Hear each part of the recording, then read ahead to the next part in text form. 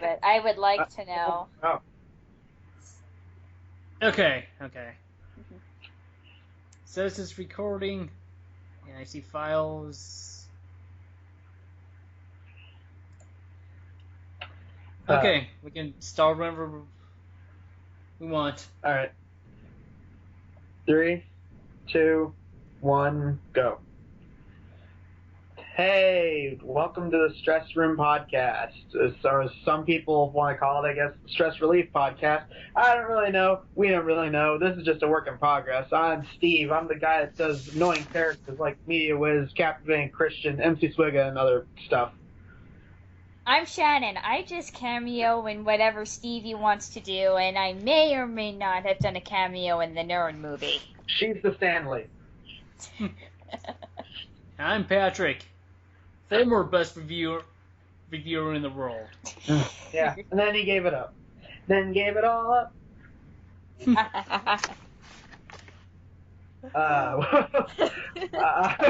Wow. Okay. Wow. We're already a few minutes in, and I don't even think we're a minute in, and we're already losing our crap. Okay.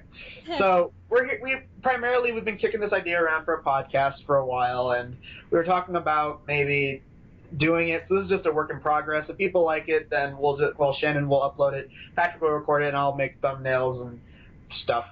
But as of now, we're a podcast that primarily talks about movies, videos, music, maybe some wrestling stuff, because Patrick is a wrestling fan. Just whatever comes to our minds. And I know. We're basically trying to recreate our normal Skype conversations that we have. Which is basically what we do. Yep. And so, for the movies that we're going to talk about for tonight, we're going to talk about Suicide Squad and Sausage Party. Woo! Yeah. So, on with Suicide Squad. Oh God. All right. Yeah. I think basically how this should work is we'll give our thoughts, and then we'll go a little deeper into the story and like talk about audiences, trailers, all that kind of stuff as we go. So, all right, I'll go first. Suicide Squad. I liked it. It's not the worst superhero movie like everyone's making it out to be, but with that said, is it flawed? Hell yeah. Yeah, definitely. I felt like there were certain times in the movie where it felt rushed. Like when we finally got to see the Enchantress in full form. I personally felt it was a little too early in the game to like have like this big build up towards the end, like because like it felt like the climax of the film. But we were already, like, an hour in, I think. A little bit. Yeah, I think so. And me, I didn't like it. Really? I mean, well, in this case, it's really a case of you guys aren't wrong, but I'm like, you guys are on the side of, well, I still like it. I like parts of it. I don't like all of it. I mean, the point is, you guys have more nice things to say about the night. It's better than Ghostbusters 2016. No, it's not. Oh, wow, damn, really? Busting the big guns out? It's better than, it's not as good. But let's put that on the poster for Suicide Squad, people. Not as good as Ghostbusters 2016 of Patrick Alexander of that other song and the Rick Effect. Awesome. No. I said it. Wait a minute. What? No, you're right. Oh, I am?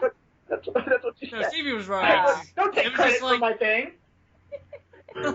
Yeah, it was just like, I thought I said, wait a minute, I did say Ghostbusters 2016 was better than Suicide Squad. Then I was like, oh wait, Stevie did say that, just in a your syntax way. Oh my God, we actually have this in recording with Patrick saying that Stevie is right.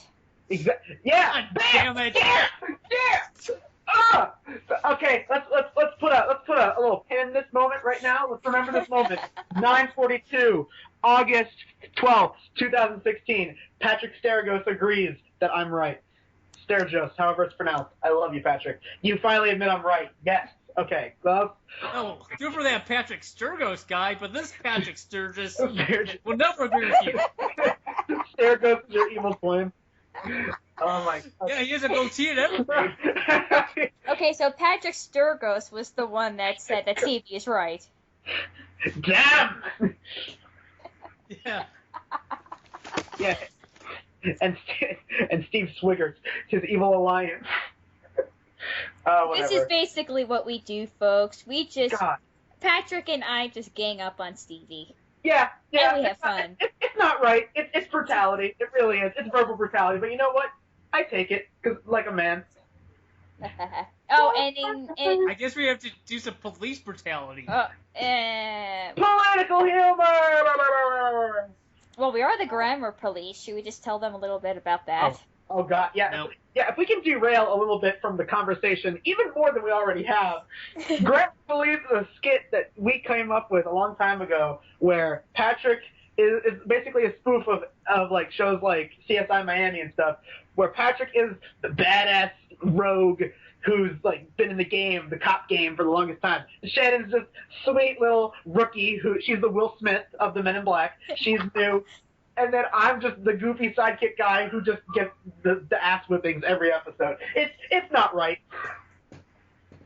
But anyway, let's back to Suicide Squad, the main topic. I'm trying to think what was I gonna say? Basically, yeah, the plot. If you've seen the trailers, basically an What evil plot? breaks out. There's a plot. Yeah, I mean, he was obviously edited and ripped to shreds. There was no plot.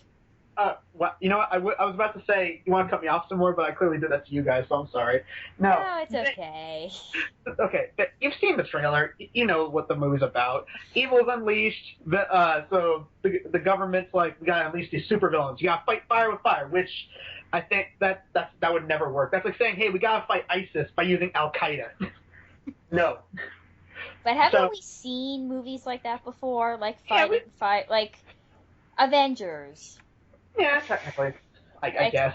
Yeah. Well, evil Avengers, because there's no Loki and Venom. Oh my God, I love that movie from the Asylum, Evil Avengers. That was awesome. That was a great rip-off movie. I loved it. Evil Avengers. Yeah, we got Tin Man, we got The Bulk, awesome characters. We got Sweden, the country of Sweden, who has lightning powers for some reason. Anyway, yeah, back to Suicide Squad. Yeah, but even then, I mean, back to, your point saying, well, you saw the trailers. Yeah. And no, the trailers apply, and this is going to be spoiler alerts. Yes.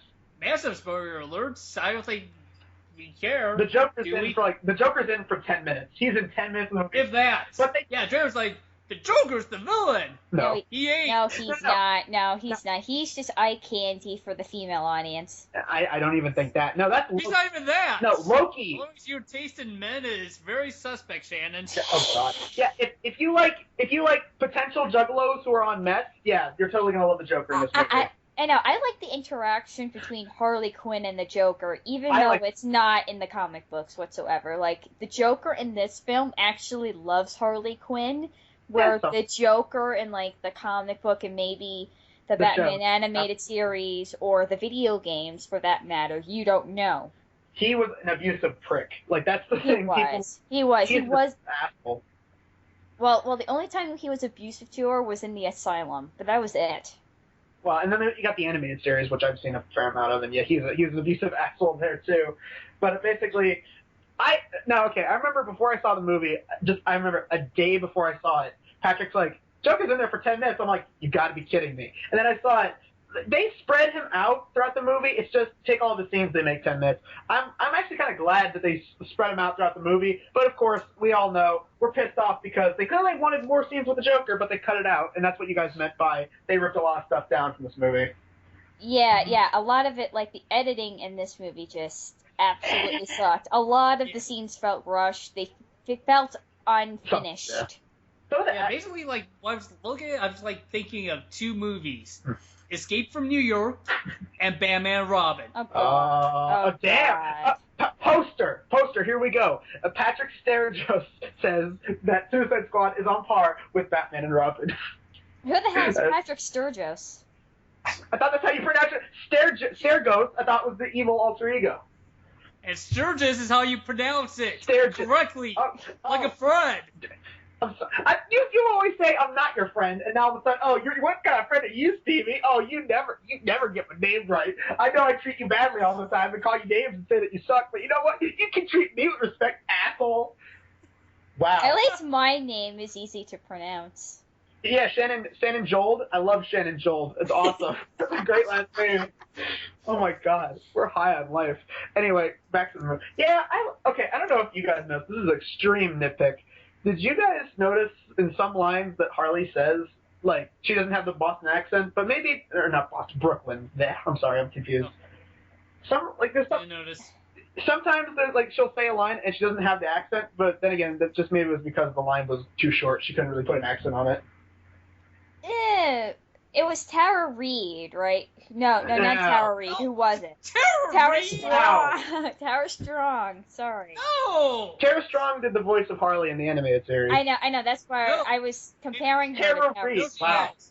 Wow. No. Voice of the anime series was That's somebody Eileen else. something.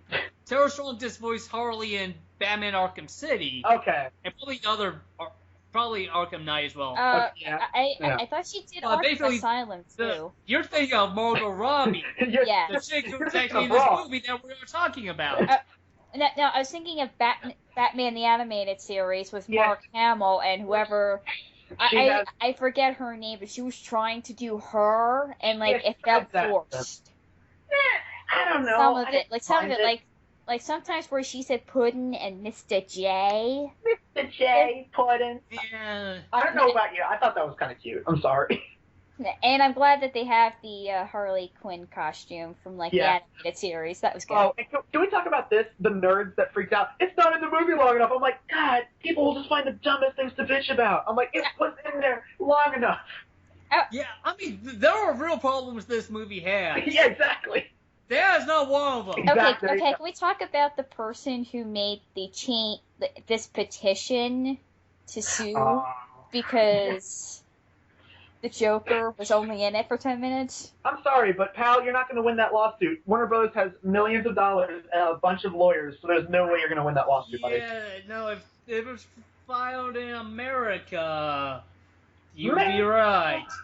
But it's being filed in the UK. And apparently there's precedent against movies that did this, so that guy may have a chance. Oh, God. Okay. Ugh. Well, whatever. Okay. Good point. Very good point. Am I Anyway. the only one here that thinks that Heath Ledger played a better Joker, or am I still biased? Everyone says that. Don't act like you're new. Don't act like... Because No. it's true. Let's face it. I mean, one, from what we see, because it would be better if, they gave Jared Leto like 10 more minutes of screen time Yeah. for like a proper comparison. Yes. But, I mean, let's face it.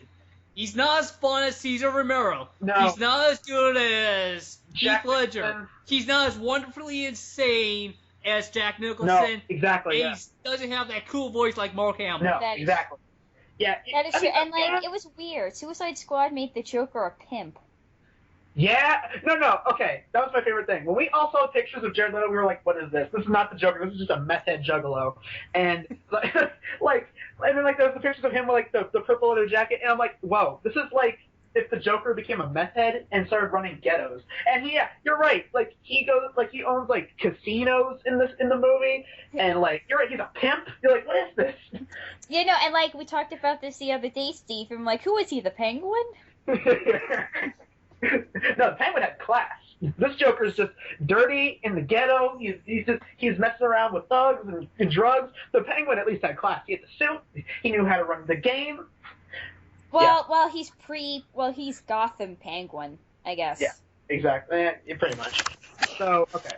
Now, moving on to the other characters, we can step away from the Joker. Will Smith, okay, I love the thing before I saw the movie. Patrick was like, dude, Will Smith has Will Smithisms. And I did not think that was like, I thought you were joking at first. Oh my God. He does. But I said they were toned down. Yeah. They're not as much like. Okay. No. There's not- oh, hell That no. one line. That one line Which where one? they're that one line in the desert and he's speaking with Flag, and Will Smith goes, "What are we, the Suicide Squad?" I'm like, Oh, yeah. dude, really? Dude, no, seriously. Donald Trump. No, when I was in the theater, I just went, he said it, he did it. And like I heard one guy in the front row just like chuckle. He's just like, ha! And I was like that made that guy's day. Oh no, but Will Smith, he does like a bunch of things. Like there's one part, it was like the lady that is like organizing them and getting them out of prison. And like there's one part after he fires the gun like a million times, which that was actually I thought that scene was pretty cool because It was. it was set to Kanye West's Black Skinhead, and it was like really cool. And then like he's getting taken away. He's like, I want this, and basically, is it Deadshot or Deathshot? I almost pronounced. Which one is it? Deadshot. Yeah, Deadshot. Basically, his character is that he wants to spend more time with his daughter when he gets out of prison because he doesn't spend a lot of time with her because prison, obviously. Duh. Duh. Yeah. And he just he got caught by Batman. He got locked up, and of course, before he could take a shot at Batman, his daughter stepped away and said, "No, Dad, don't do it." And of course, the cops got him and took him away. And that's basically his arc. He wants to be a father to his daughter. And but anyway, so he fires the gun, when they let him loose, I guess. And then they're about to haul him back, and he's like, "Hey, make sure you get me out of here, sweetness." And he like blows a kiss towards the lady. I was like, "Oh my God, really, Will Smith?"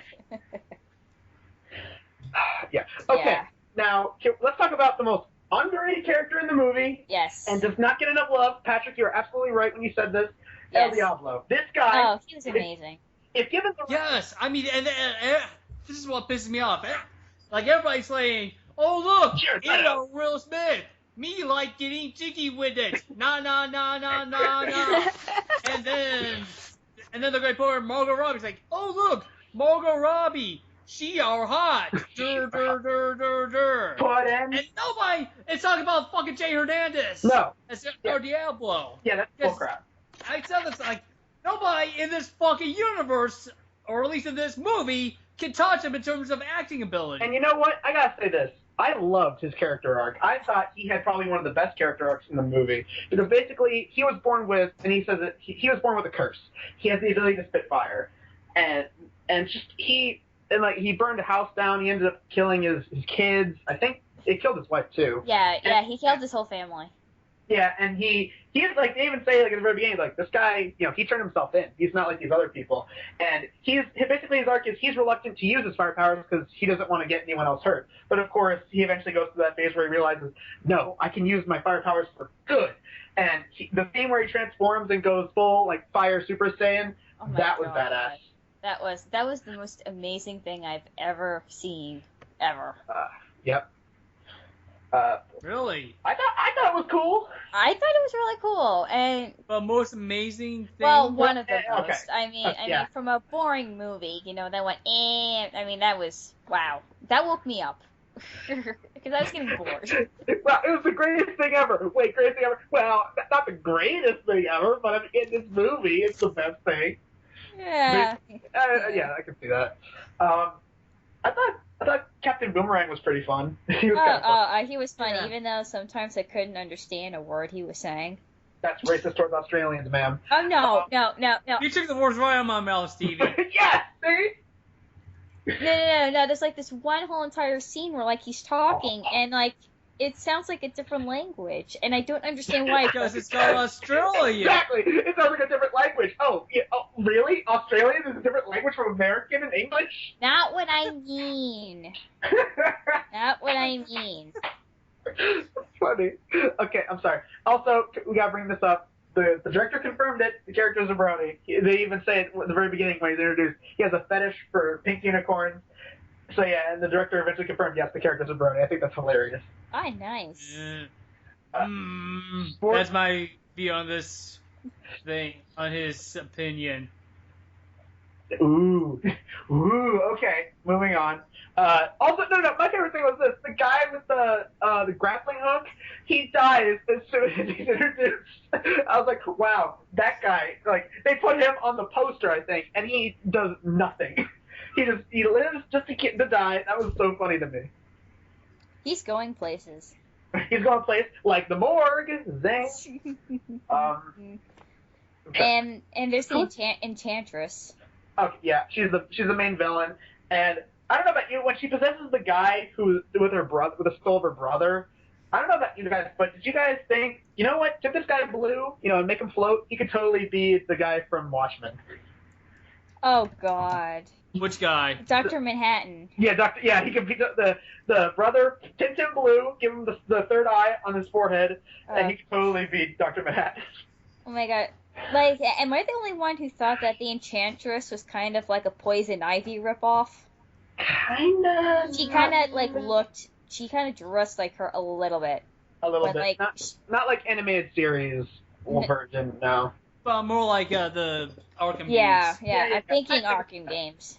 Yeah, and basically her power is like at first you think she's got to be a member of the team. That's another thing. On the poster, they put her as like a member of the team. She's the villain of the movie. I think Well, like technically, let's get one thing straight here. It's kind of like the Hulk and Bruce Banner. There's two different personalities here. There's Dr. June Moon, who's the good side, and then you have the Enchantress, who's the bad side.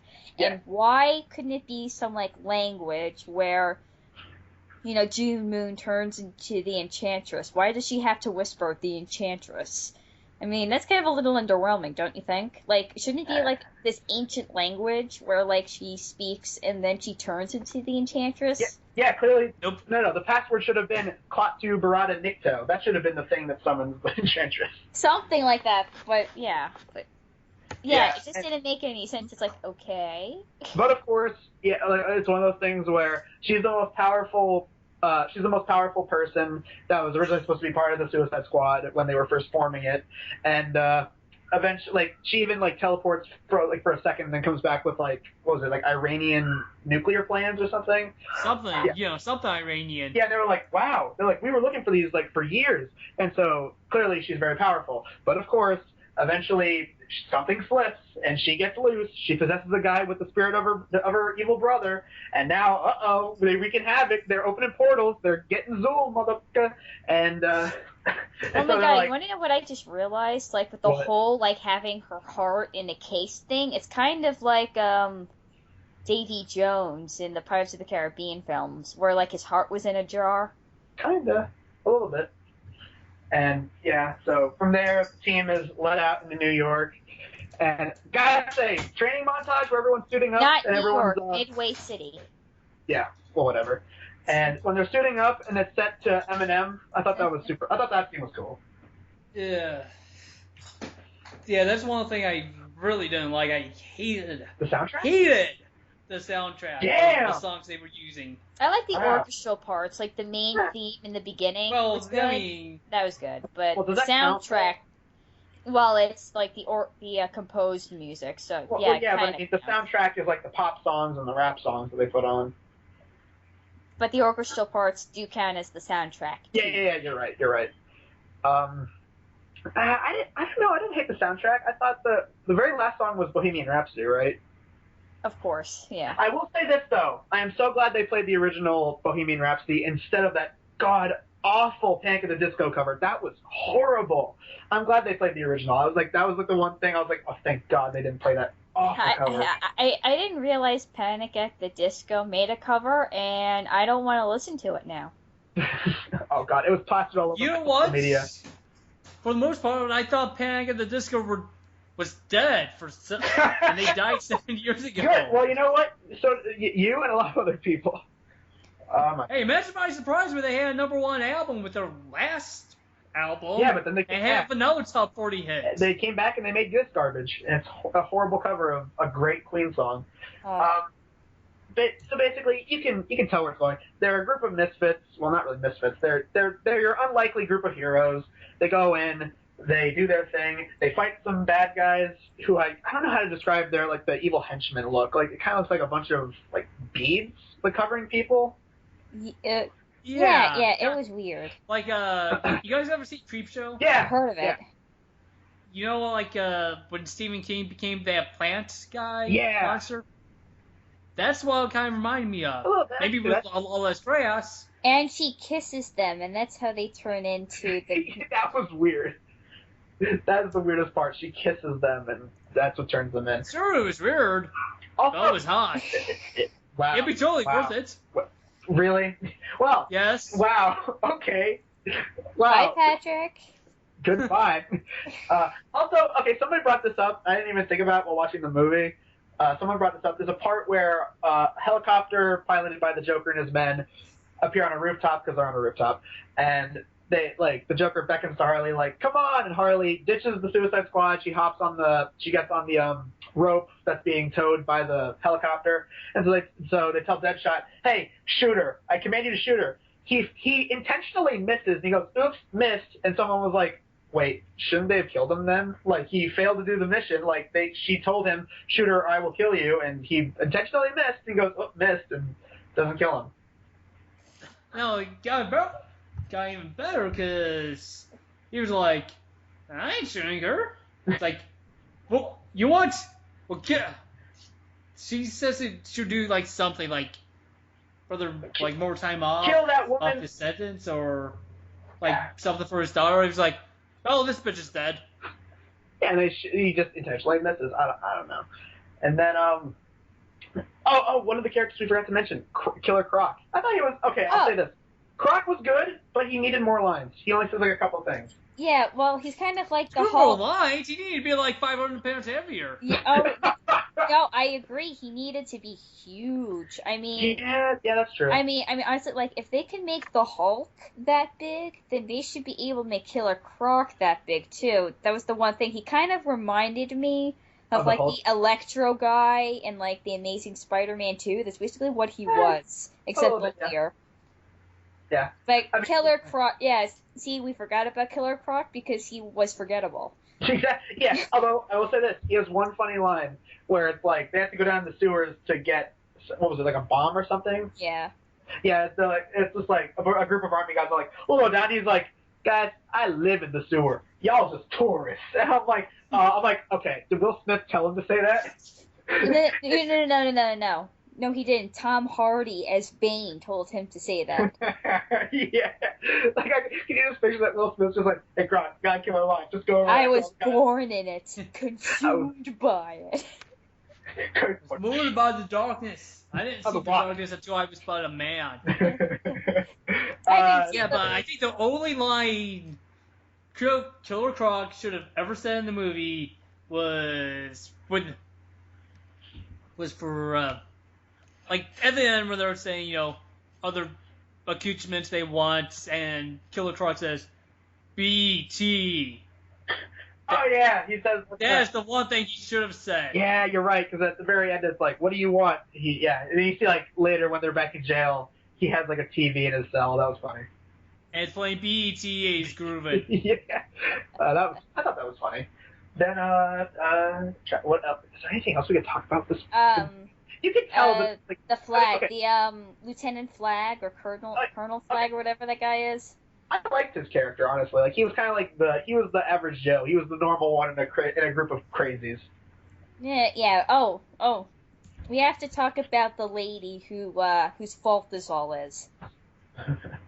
That lady who formed the Suicide Squad. Oh. Yeah, that's right. Technically, it's her fault. You have to be much more specific next time.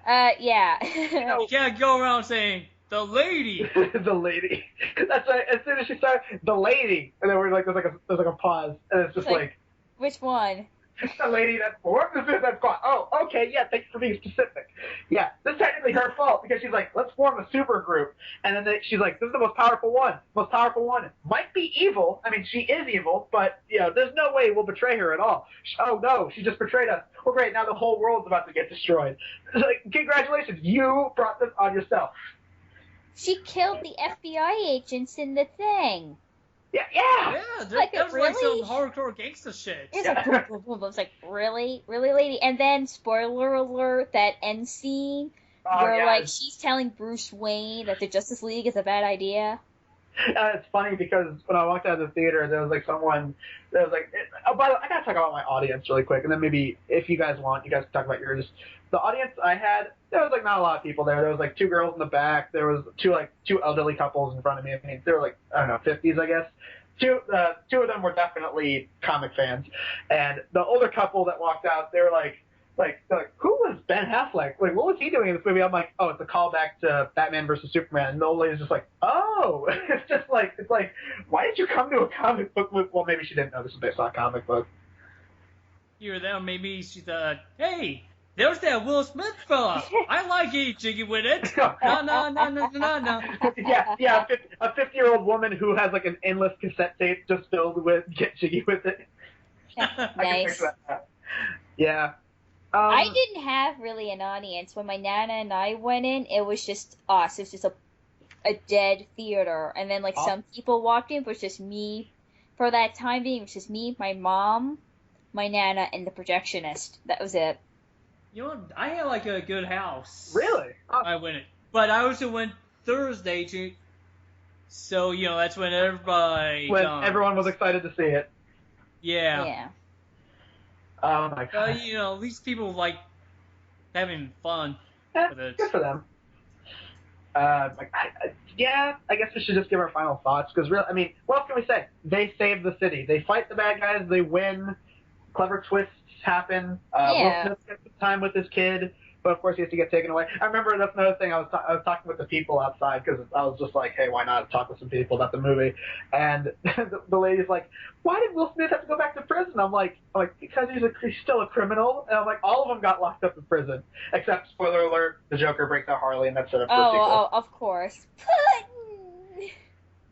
Awesome impression. And just like, I just love that. The lady's just like, why? Like, why do they have to take Will Smith back? And I'm like, why do you think? He even said at the beginning, he's like, I shoot people for money. It reminded me of the line from Deadpool where it's like, I'm not a good guy. I'm a bad guy who gets paid to mess up even worse bad guys. That is true. That is true. So yeah, that all in all, I guess we should give our final thoughts, and I guess if you guys can remember any trailers, we can talk about that. I remember. Oh yeah. Wait a minute, what did you say, Shan? Wonder Woman. I did not get that. I got it. I'm so sorry. I'm so sorry, man. Oh, I mean, did you guys get Dunkirk, the new Christopher Nolan movie? No, yes, I got that. Wow. So in your face, Stevie. I'm so jelly. We'll talk about it. All in all, Suicide Squad. I had fun. I mean, it's not a great movie. It's not even a good movie. Is it entertaining? I thought it was. Anyway, it was entertaining. I definitely see what Patrick means, and the people who say that they don't like it when they bring up complaints. It's a flawed movie, but personally, like Shannon said, agreeing with me, yeah, I thought it was entertaining. It was entertaining. I enjoyed it. I personally enjoyed it more than Ghostbusters 2016, but that's just me. Yeah. And Patrick, feel free to disagree with me on that. Nah. I mean, that's the thing. Sure, you guys aren't wrong, but yeah, this does not get a Patrick seal of approval. Oh, that's sad.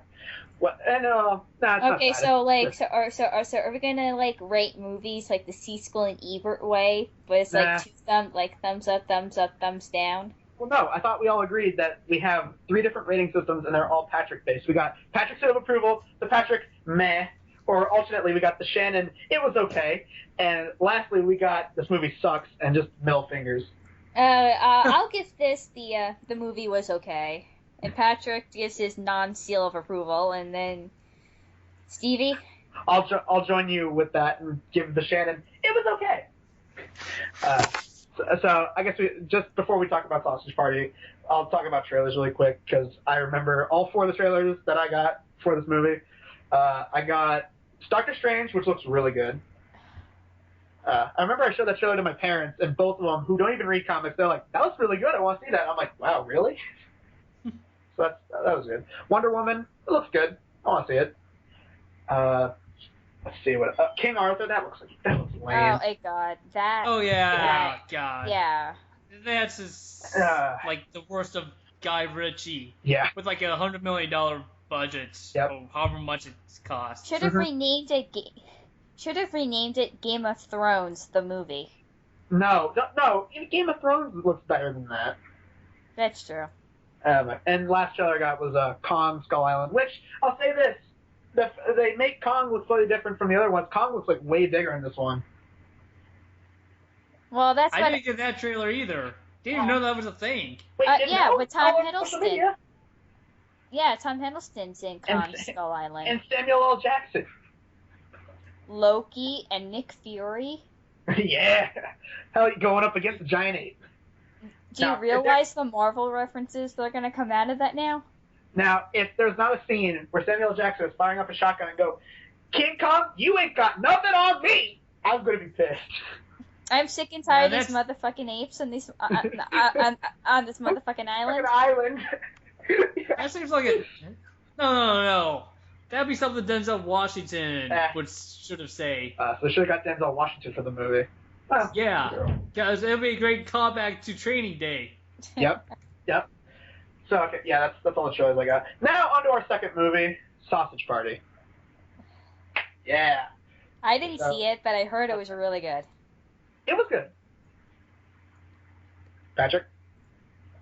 Oh, you're going to leave it at that? I thought it was good. Well, I mean, we'll talk about the plot a little bit more and the stuff that happens in it, but I mean, I thought it was good. Just right off the bat. What do you think? I liked it with some reservations. We'll get to that. Okay. That's a good way to start. Okay. So, premise, you've seen the trailer, you know what it's about, just like Suicide Squad. The plot is, food is alive, and it's, this specific foods are brought home, and they find out what we do to them, we eat them, and we cook them, and pretty much it's torture to them. Although, the trailer is a little misleading, just like Suicide Squad, where the movie, it makes it look like that's what it's going to be about, is food being brought home. The scene in the trailer where they're brought home and they're cooked, that's way later on in the movie. That's not early on in the movie. That's yeah, no, that surprised me too. I was like, wait, that was the selling point. That's way later on. And it was funny because they keep billing that Seth Rogen's the main character, even though in the trailer he really doesn't do much. Yeah, Seth Rogen does a lot in this movie, as well as the other characters. Seth Rogen plays a hot dog named Frank. Haha, clever, Frankfurter, we get it.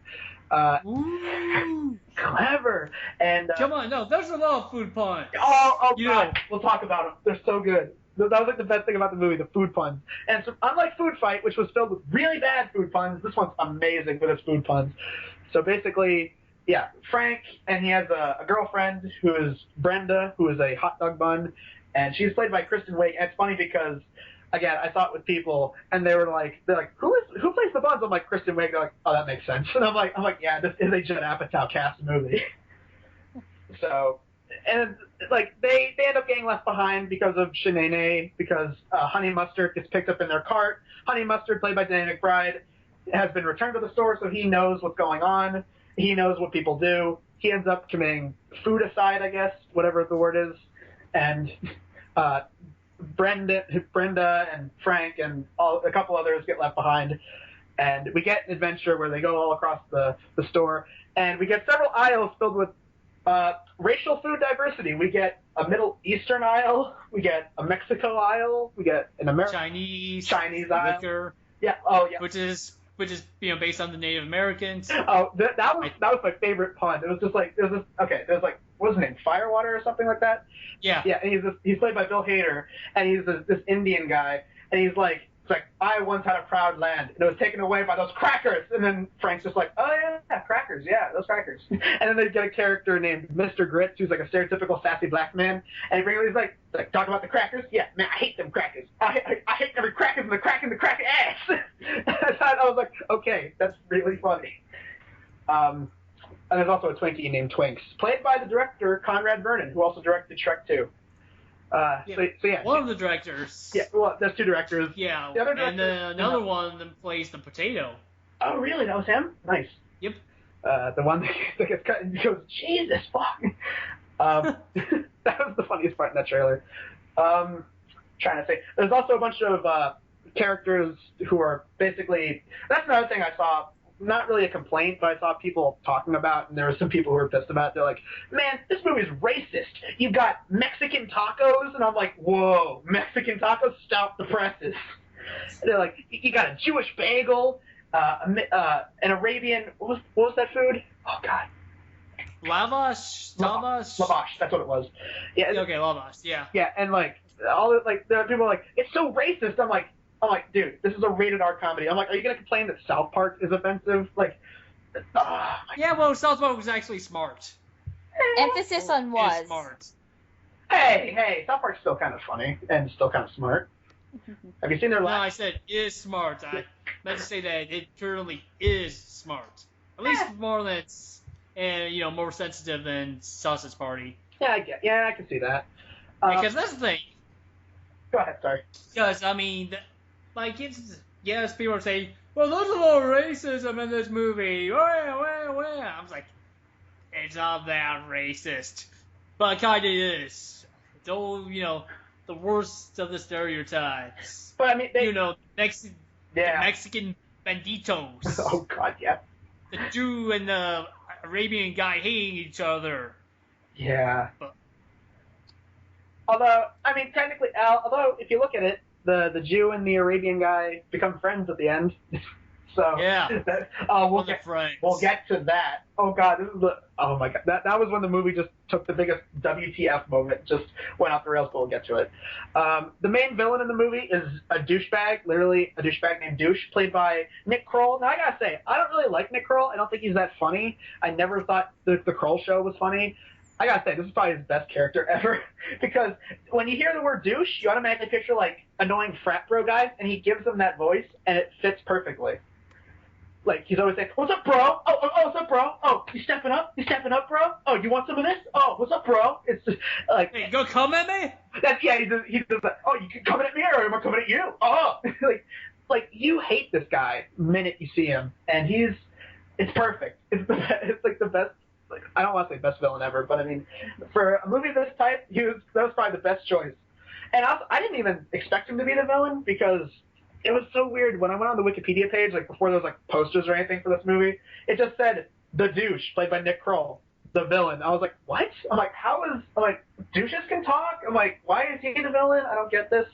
And then eventually you see the movie and you're like, oh, okay. Basically, he's out for revenge because when everyone was falling out of the cart, he ends up falling out of the cart. He gets broken, so he wants revenge against Frank and his friends.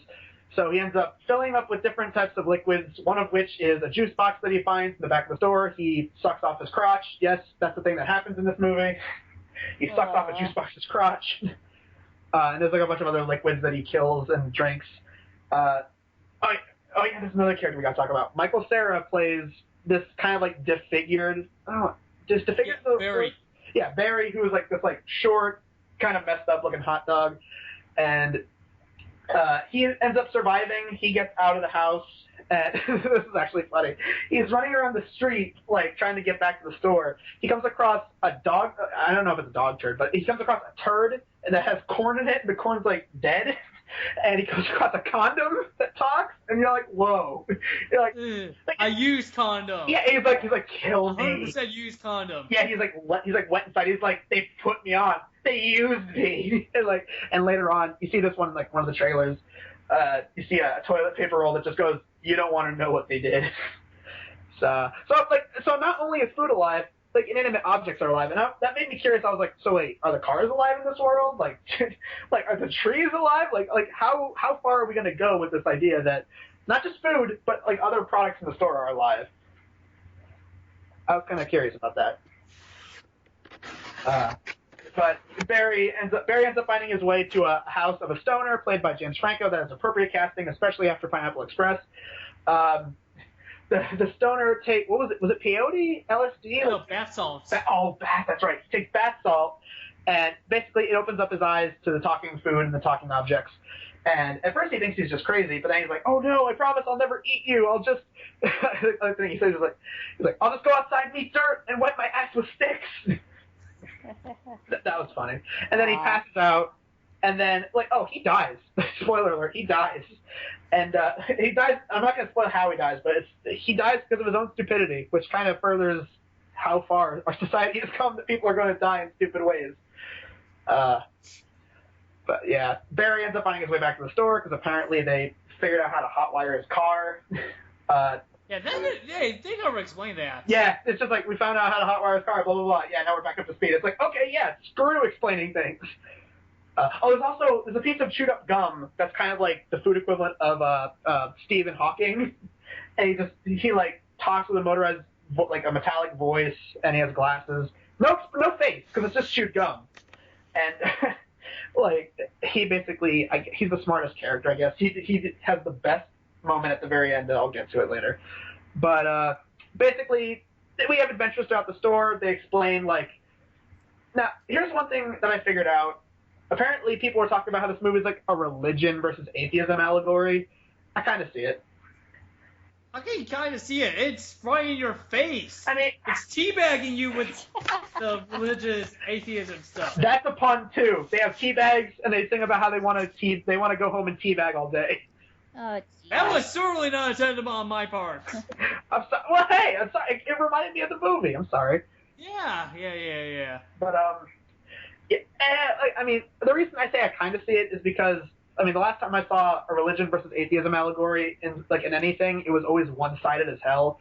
Like God's not dead, and that one Family Guy episode, Not All Dogs Go to Heaven, crap like that. Like it's always like picking one side. Like I like Christianity is right with God's not dead. Atheism is right. And if you believe in anything, then you're stupid. You know, that kind of thing.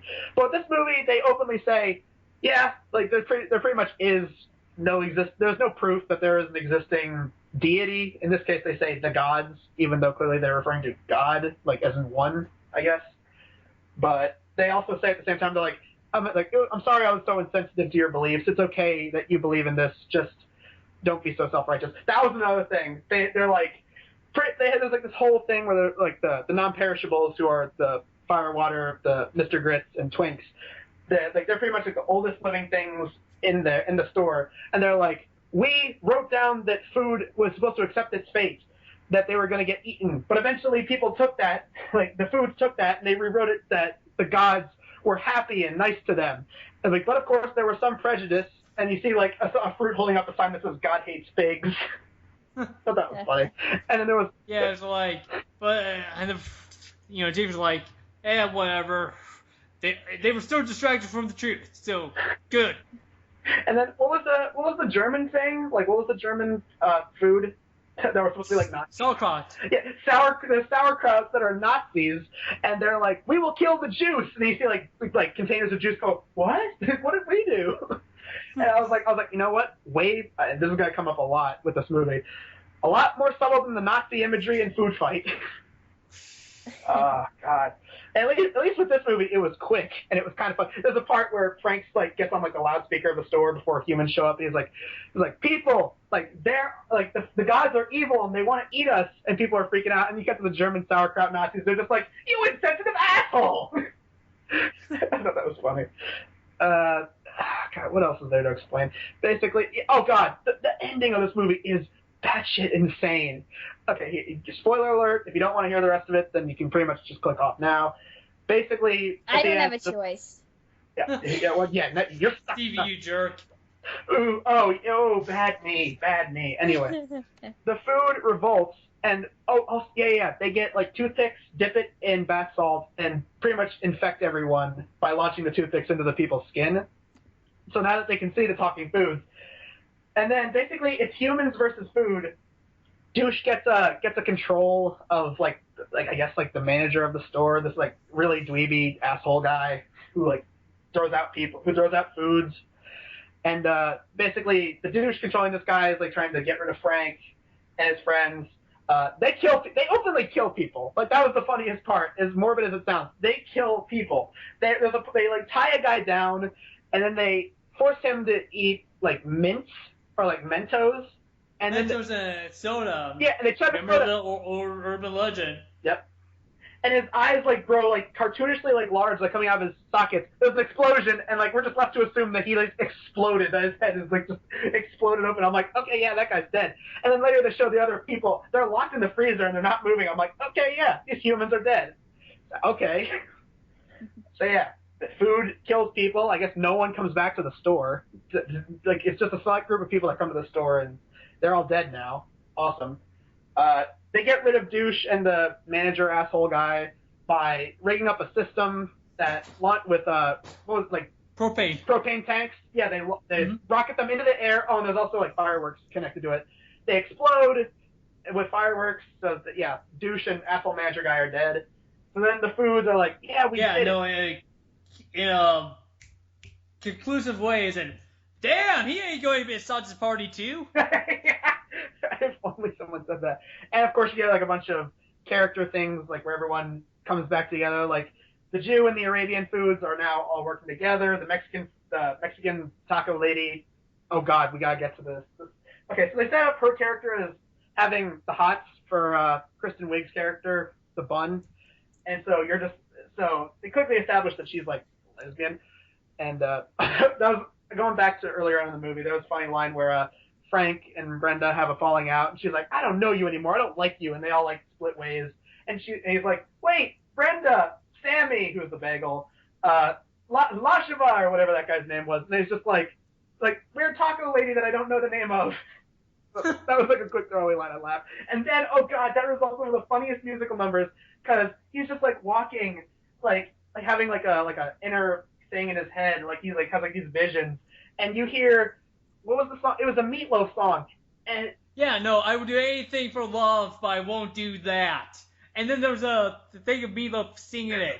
yeah. That I lost it at that. That was so funny. I lost it at that too. There is a Meatloaf that they designed to specifically look like the artist Meatloaf. That was good. That was really good. But anyway, yeah. So everyone's character arcs are all complete. Everyone's happy.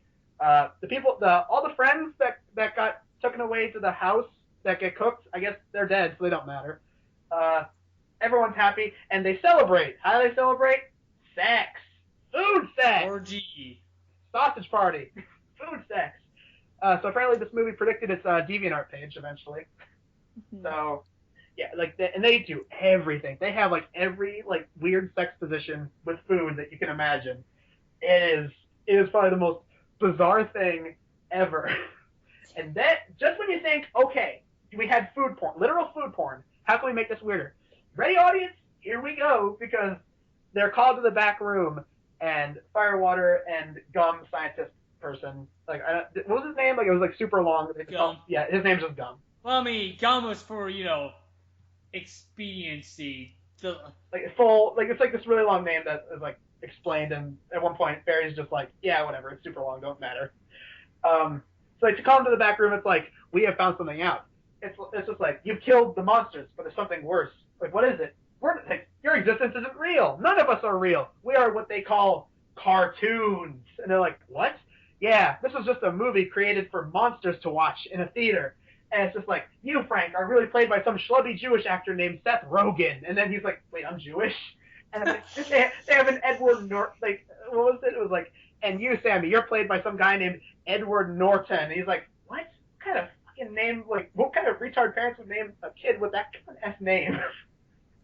And I thought that was super funny. Yeah, I thought that was going to be like a credits, and yeah. It wasn't. Yeah, like that. They were the only two who got that treatment.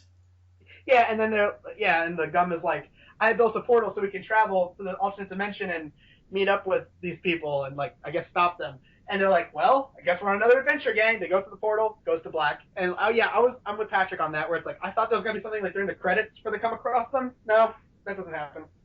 No. Did you say? Because I mean, I didn't stay to the very end. Did you? I stayed before, like, the actual credits started rolling, but I was just like, there's nothing gonna be after credits. I can tell. Yeah, I thought that may be like a mid-credit scene, but yeah, there wasn't. There wasn't. So, well, I hear this talk of them doing Sausage Party 2 already because it's doing pretty well at box office. I mean, and that was cheap, because apparently it didn't even cost $20 million. Wow. Well, good to see Sony kind of won after all. Ghostbusters may have not done that great. It got at least some money back, but, well, their winning horse was Sausage Party, and they didn't even know it. Speaking of Sausage Party, are we ever going to talk about that one time where, in that one theater with Finding Dory, and they played the trailer to Sausage Party? There's not really much we can say about the controversy. One, it's old, and two, it's just, yeah. I know, but it's funny. Some dumbass employee aired a commercial. Yeah. There was one thing where, like... It was the Red Band trailer. Yeah, they showed the Red Band trailer, and I remember there was one thing that Patrick said when we were originally talking about it that was super hysterical. You're like, man, some computer's going to have to lose their job for that. That was super funny. So, yeah, what are you going to do? Also, they did that thing where whenever someone screws up, they try to make some kind of compensation. They're like, don't worry, we are now letting people go to a bigger theater that can fit more families. It's just like, oh, yeah, try and compensate for the mistake you just made. They should pay for the child's therapy. I think that's what really should be done. It didn't work with BT, and it's not going to work with you, theater. Exactly. We're sorry. So, yeah, all in all, I like Sausage Party. I mean, Patrick said there's problems. It's not a great movie, but honestly, compared to Suicide Squad, it is way better. It sounds better. Yeah. It sounds way better. I mean, this one I actually do like in the end. Yeah. I mean, I guess the problem is in some spots it gets kind of, I don't want to say boring because it's not boring. It's definitely entertaining all throughout. It's fascinating, but there's some scenes where not a lot of laughs. It's definitely like interesting to watch, but some scenes there's not a lot of laughs versus other scenes where there are major belly laughs. Yeah, I know. And there was something that also disappointed me. I kind of wanted them to flesh out the world of, the world, more or less. To wipe out humans. That was another thing I was wondering. I was like, is the movie going to end with, like, I had two theories about how the movie was going to end. It was going to end with food telling people not to eat them, and then all humanity just dies off and the food is left. Or alternately, food would accept its fate in being eaten, and then like there's like a montage of them being eaten, and they go down like the digestive system, and they make it like all cutesy, even though it's like really disturbing and graphic. That's what I thought they were gonna do, but now they didn't do it. They went with the even weirder ending. Yeah. But yeah, all in all, Sausage Party, I liked it. I had fun watching it. Patrick? Yeah, like I said, oh, definitely given my Patrick seal of approval, but it's more like I don't want to give it a Shannon that's okay because we all know that means it's utter crap. No. Screw this movie or fuck this movie it sucks. It's okay. It's just kind of like it's mediocre, which we both gave to Suicide Squad. It's in the middle. I mean, with Shannon, that's okay. Is the worst possible rating ever. Yeah. Because it's Shannon. Yeah. Well, yeah. Usually if I say, that's okay, that's code for this was utter shit. No. See? Well, okay. Well, I mean, no, wait, whoa. You were like, oh, I give Suicide Squad, that's okay. But you just said now it's like, oh, that means the movie sucks. No, I genuinely think it's okay. I did enjoy it more than Ghostbusters. But you just said that the rating itself of, oh, it's okay, means it sucks. And you were like, yeah, give it it's okay. That means it's depends. Bad. There's two different tones to it. Okay, well, God, this is going to be complicated. Okay, so basically what Patrick is saying in the end, I'm going to speak for him. It's in the middle between his seal of approval and my okay. It's a good.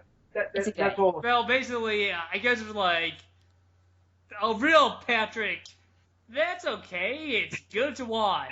Patrick, that's okay. And unlike Shannon, that actually means it's okay and it's actually, watchable. Yeah. I mean, at the very least, I'm recommending this movie. Just exactly. A very weak recommendation. Best way to put it. I recommend it. I mean, the way I put it, because I wrote a blog about it earlier today, the best way to put it is, if you like Judd Apatow comedies, like if you like this, like the Brat Pack that was in This Is the End and movies starring them, you'll definitely like this movie because they make it abundantly clear that they're in it. But if you don't like them, then you might not like this. Because I walked out there with some people who were just like, they're like, I don't really like these, like the actors. So like half of me just wanted to say, then why did you come to watch this movie? Maybe they're trying to get out of the sun because it was hot today. But anyway. Yeah. Those scenarios where it seems like a good idea at the time? That's what some people might have thought of that. Possibly. That's a good. Yeah, I can see that. So, before we wrap up, I don't know if Patrick, you remember your trailers, but I wrote down all my trailers. Okay. Okay, go through them and I'll see if I got them. Okay, Doctor Strange, talked about it already. Hands of the... Yeah, hold on. Because basically the Doctor Strange I got was the first time I saw the newer trailer. Oh, I got the same trailer. I saw the Doctor Strange for Suicide Squad, but that was the old one. Yeah, I got the same one. So what was the new one like? New one is more... It's more fleshed out. Okay. It's more like an actual trailer that explains more stuff. That's good. But it does have one awesome line in the end. Or one awesome joke. But that's like with one of the guys is, setting Doctor Strange up in his, new room, and he gives him a piece of paper. No, gives him a piece of paper that says Shambhala. And it's like, what is this? Yeah, my mantra. And it's like, no, that's the password to the Wi-Fi. We're not savages. I got that joke in my trailer too. That was funny. I laughed at that. Okay. Okay. Yeah, no, I died. I was the only one laughing. I can just picture in the theater now. Patrick just listening at that. Ha ha ha! Yeah, it was like that. I predicted Patrick's laugh. Well, not predicted. Okay. But whatever. So, Hands of Stone. This is basically it's like a sort of, I don't want to say documentary. It's like sort of it's an autobiography piece about, I forget the wrestler, but Al Pacino plays his coach, and he goes up against somebody that fought against Joe Louis or somebody. Oh, okay. I didn't get that trailer, but I kind of know what you're talking about. Yeah, it kind of looks. Yeah, it's more like a biopic of Roberto Duran. That's what it is. Yeah, and it's Robert De Niro who's in it, not Al Pacino. Oh, damn. Sorry. Not all Italians look alike. You racist. Robert De Niro's Italian? I'm just kidding. I knew that. But honestly, yeah, that trailer looks fine. I mean, there was a guy sitting next to me. He was like, that seems pretty good. I'm like, yeah. I mean, I'm not even a sports guy. I'm not even the kind of guy who'll be like, oh, this movie about sports is awesome. But I mean, yeah, it looks like a genuinely good movie. It looks as good as like Creed and Rocky and other wrestling movies like that. Boxing, yeah. totally different. You're right. Wrestling is WWE, and that's where the guys get in the tights. And boxing is about where you go in your underwear and you box with the big boxing gloves. Okay. And it's real. And it's real. Yeah. And this is coming from a wrestling fan, so a real wrestling fan. Okay. Morgan. Okay. Did you get this one? I didn't get it, but I've seen it plenty of times. Yeah. Basically, take the premise for Alien, where it's a group of people in a confined place with a monster on the loose. And the monster is basically kind of like the chick from Ex Machina, except she's not a robot this time. She's genetically altered. And give her the superpowers of that chick from the movie Lucy, and bam, that's this movie. Yeah, I don't know. I think it looks okay. It's all right. Like, it's an interesting concept, but I mean, it looks but like nothing more than okay. Yeah. Unless there's some things up its sleeve. Office Christmas Party, which I had to look up the movie's title to find out what this movie was called. Sucks. Wait, you thought it could go either way. You thought this trailer sucked? Like I said, it could go either way. Yeah, I mean, the trailer doesn't explain a lot. Basically, this movie looks like sort of like Superbad if instead of teenagers, it's a bunch of adults in an office, and they have a Christmas party that goes out of control, and Patrick's right, it can go either way. Like, I had no idea. I couldn't make heads or tails of this trailer, to be honest. Yeah. I don't know about you, but I don't know about what to think about Jason Bateman anymore. He's playing the same character every movie. He's playing the typical wet blanket. Starting to see why they put him with Jennifer Aniston, because more or less she plays the exact same character in her movies too. So moving on. Resident Evil 6. I stepped out of the theater to go get a drink for this one. Whatever. It's there. Basically, Resident Evil is is the horror equivalent. Yeah, it's the final chapter. But basically, it seems that they're going back to like them. They have to go back to the mansion, the first one. Yeah. And there's that, the red hologram British girl. Yeah. I don't know about you, but I think this is a really good comparison. Resident Evil is to horror what Fast and Furious is for action movies. Like, they're just constantly making sequels. So you're saying the past few Resident Evil movies are awesome? No, I'm not saying that. Don't put words in my mouth. Okay, moving on. War Dogs, I have no idea what to think of this one either. No, I want to see War Dogs. Okay, it's from the director of The Hangover.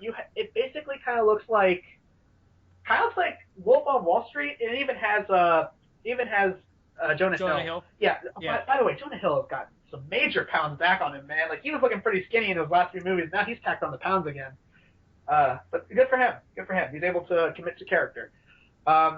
Basically, it's about guys that deal like weapons to which country? Was it Iraq? Yeah. Yeah, it was Iraq. Yeah, which country is Baghdad in it? Iraq or Iran? Yeah, it's either of those countries. Yeah, there's a part in the trailer where they're driving, the guy driving them in a truck, and it's just like you're driving, like, this is the safest place this is the safest way to drive through Baghdad. And it's just like 50-50 chance. 50-50? Like, what does that mean? Like, 50-50. Like, good or bad? 50-50. It's like, well, what if okay. That's why we usually drive at night. What are the chances of us surviving the night? 50-50. That was funny. That did make me laugh. I don't know how to feel. I like it. Like I said, I mean, that's something I really want to see. I can see it being good, honestly. I mean, I like... Yeah, especially that, like, the first trailer was really good. I think I got... Because, I mean, it's sort of like, you know, the two guys, you know, getting the contract from the Pentagon, and it's like, normally we wouldn't trust you guys 20-something-year-olds with a contract of this magnitude, but you do have the lowest bid. And then Jonah Hill was like, how much lower? And it's like, the second lowest was $50 million more than yours. And Jonah Hill was like, oh, okay. He's like pounding the water, like, ah! Yep. So, like, it might be good. Like, I mean, I like most of Todd Phillips' movies. I mean, Todd Phillips, he did Starsky and Hutch, he did Old School, he did the Hangover movies. I thought the first Hangover was good. I kind of like the second movie. The third one I think is boring. So, but yeah, this could be good. Honestly, I've had movies where I look at them and go, oh, they could be good, just not for me. This is probably one of those. But I can definitely see it being good. And I mean, we'll see. Yeah, we'll see. And last trailer I got was Bad Santa 2. I didn't get that. However, I got the Red Band trailer to, fuck. It was the Bryan Cranston and James Franco movie. Oh, yeah, that's right. Yeah. I mean, I didn't see the trailer, but I know which movie you're talking about.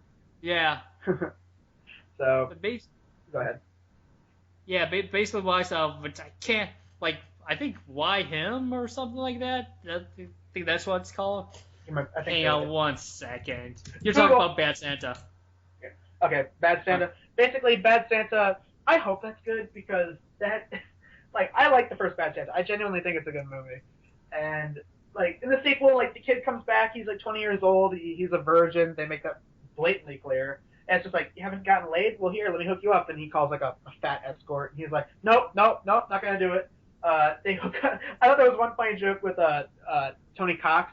Like, they hook up at a bar, and it's just like, I'm surprised they let you out. He's like, yeah, they had to kick me out. There's not enough room. He's like, there's not enough room in that jail to fit your 3-foot ass.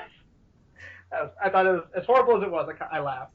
And there's a part where Billy Bob Thornton meets up with his mom, and he's like, Mom, long time no see. Punches her in the face. She acts like it's just nothing. And she goes, well, good to see you still hit like your daddy. I'm like, oh, wow. And that's Bad Santa 2. And they played Aerosmith in the trailer, which was badass. I hope it's good. Also, you get to see like an entire street brawl with a bunch of guys just as Santa. That's cool. I need to see that trailer now. Yeah. To get to Santa brawl. I don't know if you guys got this in the theater, but I keep getting this trailer every time that I go on YouTube. Don't breathe. Yeah, I've seen that a lot. Wasn't there a movie? Like, you know what that trailer reminds me of? It kind of looks like that movie. Was it Stalker or something? I forget but what it's it was. so stupid. It's like people were saying it's like a callback to like 80s horror movies. Like, you know which movie I'm talking about? Yeah, the only Stalker movie I know came from the 70s, from Russia, and wasn't horror. But I mean, oh God, what was that movie called? Like, it walks or it sees. I forget what it was. It follows. That's what it looks like. It looks like It Follows, except have it set place in the ocean. Like, that's what it looks like. Wait, what the hell are you talking about? Because that's not Don't Breathe. No, I'm just saying, like, tonally, like in terms of tone, it looks like the same movie. And it also has It and then blank, like, in the title. So, I don't know. I was getting that kind of vibe. I'm like, It Follows meets Jaws. But Don't Breathe is set in a mansion. Sort of. Or at least a house. I mean, that's what I'm, like, thinking, like, Stevie, what the hell are you talking about? Wait. Stevie, what are you smoking and why aren't you sharing? I'm smoking peyote right now with some bath salts. I'm not... I don't know if you guys want... Well, at least with Don't Breathe, that's something I really want to watch, because because it looks like a great survivor horror movie. What movie am I thinking of then? Because I remember seeing a trailer that had a bunch of people at sea and they were trying to survive like a creature in the water. I'm like, what? It's for a new movie. What the hell? Okay, I'm sorry. I'm wrong. I mean, the only water-based movie that's kind of like that was like The Shallows, but The Shallow. That's what it was. Sorry, I got It Breathes and Shallow wrong. I am so sorry, guys. It's okay. I'm just you reading. don't have to apologize to us. You have to apologize to the listeners. Yes. I'm sorry, listeners. Man, you know what? I was waiting for the typical. Here's what happens usually when we do these kind of Skype calls. I was waiting for you to pull it, but you didn't do it. I was waiting for Shannon to go, it's okay. Patrick I goes, did. "No, it's not." No. Let me finish. You didn't. Let me finish. Shannon to go, it's okay. And then Patrick immediately goes, no, it's not. I was waiting for you to do that, and you didn't do it. You're like, oh, don't apologize. I apologize to the listeners. I'm sorry, listeners. But as you can tell, we go on many tangents with this podcast. Yeah. God. We do. But that's what a podcast is, tangent. So, yeah, we talked about these movies, trailers, audience experiences. I think we call it a night. So, Suicide Squad, it's meh. I think we all can agree it's meh, I guess. Can we all agree on that? Positive meh. And Patrick's negative meh. And Sausage Party, recommended. It's good. Not great, good. So, until next time, if people want to see more of the Stress Room podcast, or whatever people want to call it, I'm Steve. I'm Shannon. And I'm Patrick. We'll see you next time, Stress viewers. Bye.